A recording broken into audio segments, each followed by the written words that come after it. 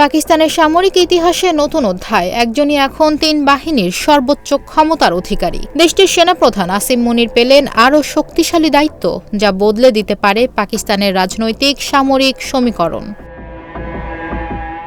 পাকিস্তানের সেনাপ্রধান field marshal Syed Asim মুনিরকে দেশের প্রথম চিফ অব ডিফেন্স ফোর্সেস হিসেবে নিয়োগ দিয়েছেন প্রেসিডেন্ট আসিফ আলী জারদারি। বৃহস্পতিবার ৪ ডিসেম্বর প্রেসিডেন্টের কার্যালয় এ তথ্য নিশ্চিত করে।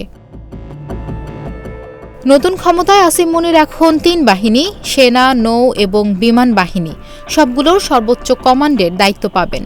আগামী ৫ বছরের জন্য তিনি এই পদে দায়িত্ব পালন করবেন এবং পাশাপাশি চিফ অফ আর্মি স্টাফ হিসেবেও কাজ চালিয়ে যাবেন।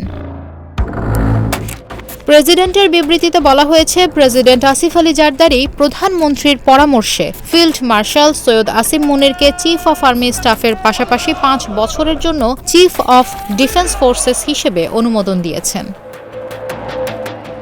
এই নিয়োগ সম্ভব হয়েছে সংবিধানের ২৭তম সংশোধনীর মাধ্যমে, যা আর্টিকেল ২৪৩-এ পরিবর্তন এনে একক নেতৃত্বের অধীনে সামরিক কর্তৃত্বকে ঐক্যবদ্ধ করেছে। এটি ১৯৭০-এর দশকের পর পাকিস্তানের সবচেয়ে বড় সামরিক কমান্ড সংস্কার হিসেবে দেখা হচ্ছে।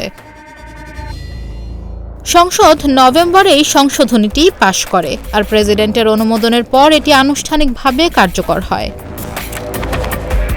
পাকিস্তানে দীর্ঘদিন ধরেই সামরিক বাহিনীর রাজনৈতিক প্রভাব গভীর। নতুন সংশোধনী সামরিক নেতৃত্বকে বিস্তৃত ও সাংবিধানিকভাবে সুরক্ষিত ক্ষমতা দিয়েছে, যা ভবিষ্যতের যে কোনো সরকারের পক্ষেই সহজে পরিবর্তন করা কঠিন হবে।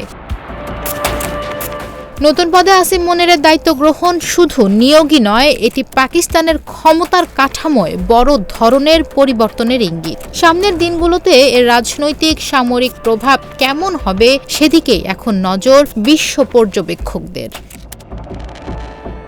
নিশা মাহমুদা, ইন্ডিপেন্ডেন্ট ডিজিটাল।